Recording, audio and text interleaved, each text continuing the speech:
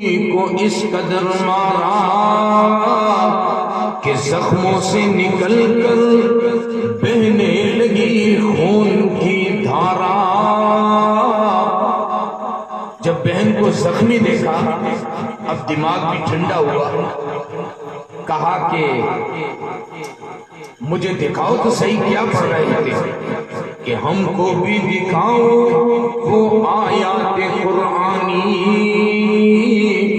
سمجھتے ہو جس کو تم ارشادات ربانی۔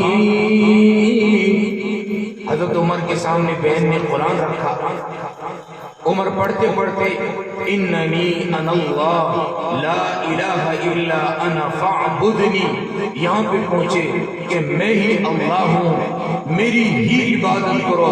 حضرت عمر رضی اللہ تعالیٰ عنہ مسلمان ہو جاتے ہیں، رسول اللہ صلی اللہ علیہ وسلم کے پاس جاتے ہیں اور کلمہ پڑھتے ہیں، اور کلمہ پڑھ کے مسلمان ہو جاتے ہیں۔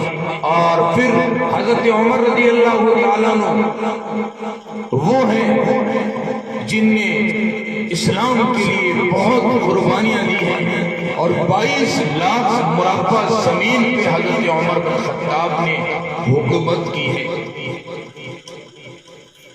اس عمر بن خطاب رضی اللہ تعالیٰ عنہ کی شہادت اس دن 1 محرم کو ہے۔